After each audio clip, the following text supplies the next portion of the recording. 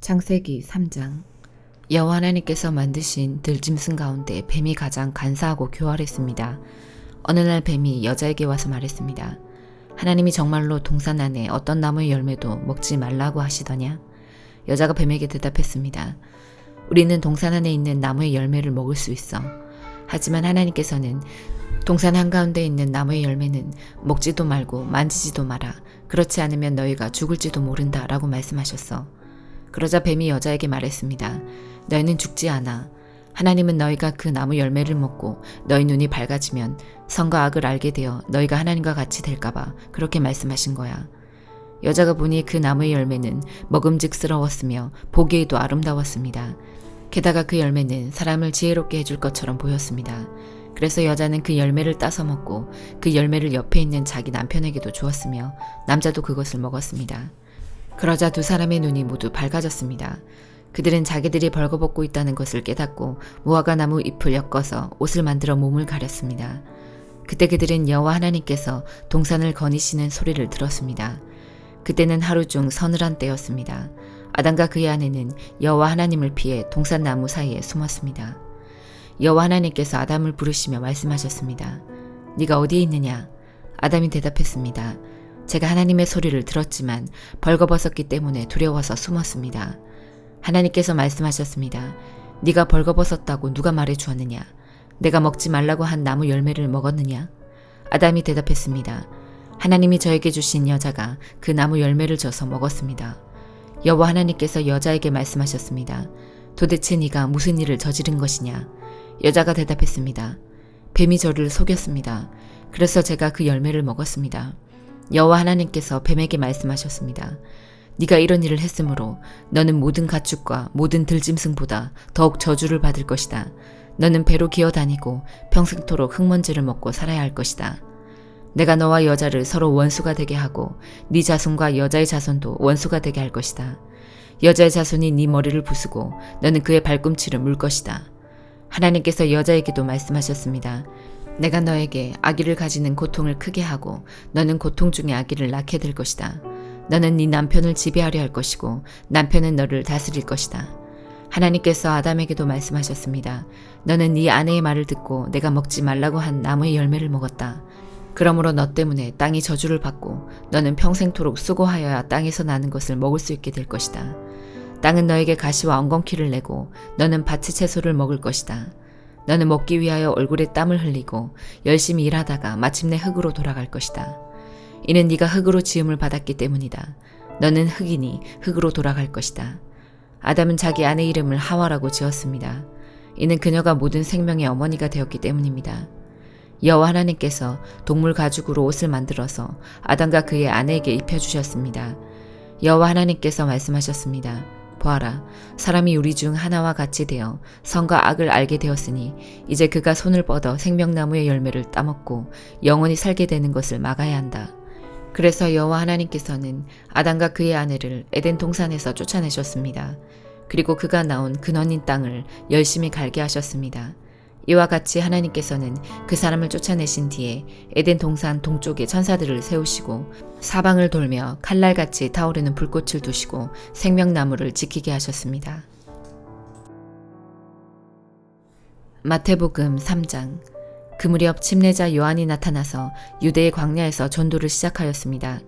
요한은 이렇게 말했습니다. 회개하시오. 하늘나라가 가까이 왔습니다. 침례자 요한은 예언자 이사야가 말한 바로 그 사람입니다. 광야에서 외치는 한 사람의 소리가 있다.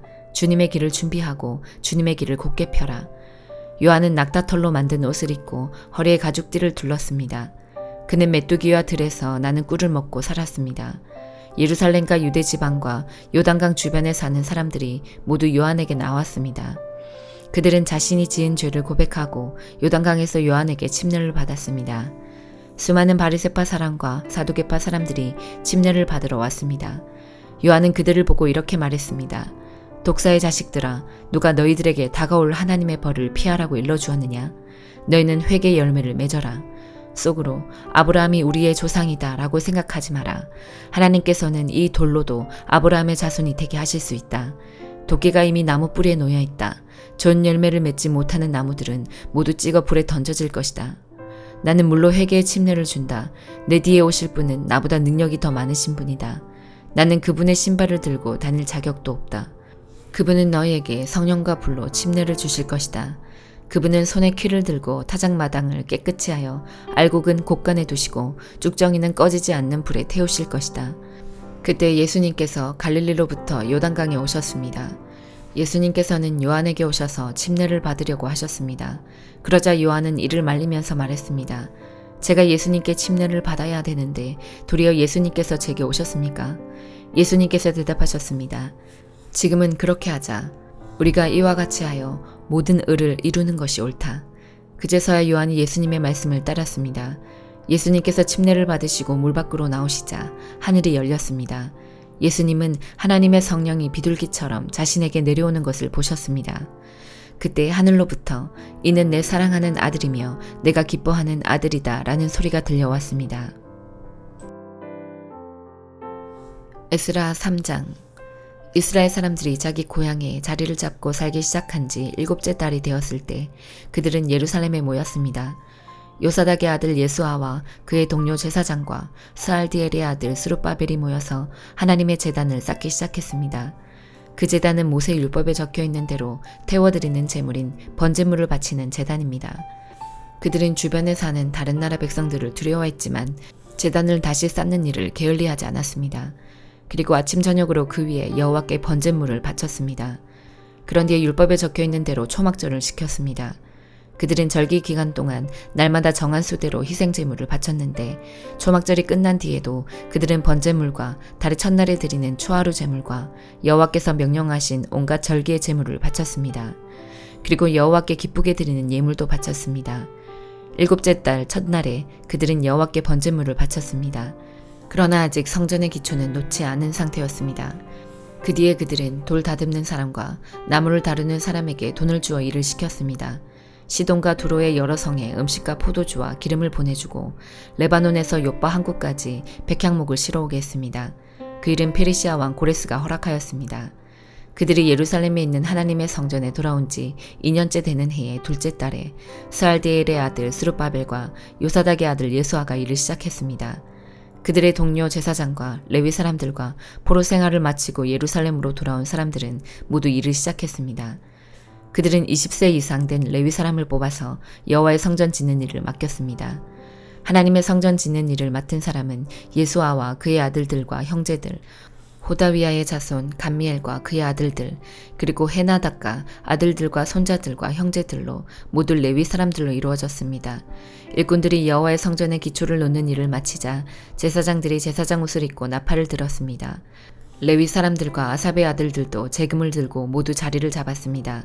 그리고는 이스라엘의 왕 다윗이 말한 대로 여호와를 찬양했습니다. 그들은 찬양하고 감사하며 여호와께 노래했습니다. 여호와는 선하시며 이스라엘에 대한 사랑은 영원하시다. 그러자 모든 백성도 성전의 기초를 놓은 것을 보고 여호와를 찬양했습니다. 그러나 나이든 제사장과 레위 사람, 각 집안의 지도자들은 큰 소리로 울었습니다. 왜냐하면 그들은 솔로몬 왕 때에 처음 지었던 아름다운 성전을 기억하고 있었기 때문입니다. 그들은 지금 놓여진 이 성전의 기초를 보고 큰 소리로 울었고 다른 백성들은 기쁨에 겨워 소리를 질렀습니다. 백성이 내는 소리가 너무 시끄러웠으므로 기쁨에 겨워 지르는 소리와 슬퍼서 우는 소리를 구분할 수 없었습니다. 그 소리는 멀리서도 들렸습니다. 사도행전 3장. 어느 날 오후 3시 기도하는 시간이 되어 베드로와 요한이 성전으로 올라가고 있었습니다. 성전문에는 태어날 때부터 걷지 못하는 사람이 앉아 있었습니다. 사람들이 그 사람을 날마다 메고 와서 아름다운 문이라 부르는 성전문에 앉혀놓고 성전에 들어가는 사람들에게 구걸을 하게 하였습니다. 베드로와 요한이 막 성전으로 들어가려는 것을 보고 걷지 못하는 사람은 그들에게 구걸을 하였습니다. 베드로는 요한과 함께 그 사람을 눈여겨본 후에 우리를 보시오라고 말했습니다. 그 걷지 못하는 사람은 무언가 얻을 것을 기대하면서 두 사람을 쳐다보았습니다. 그러나 베드로는 이런 말을 하였습니다. 은과 금은 내게 없으나 내게 있는 것을 당신에게 주겠소. 나사렛 예수 그리스도의 이름으로 일어나 걸으시오. 이 말을 하면서 베드로는 그 사람의 오른손을 잡아 일으켜 세웠습니다. 그러자 그 사람의 다리와 발목에 힘이 생겼습니다. 그 걷지 못하던 사람이 벌떡 일어나 걷기 시작하였습니다. 그는 두 사람과 함께 성전으로 들어가 걷기도 하고 껑충껑충 뛰기도 하면서 하나님을 찬양하였습니다. 모든 사람이 걷지 못하던 사람이 걸어다니는 것과 하나님을 찬양하는 것을 보았습니다.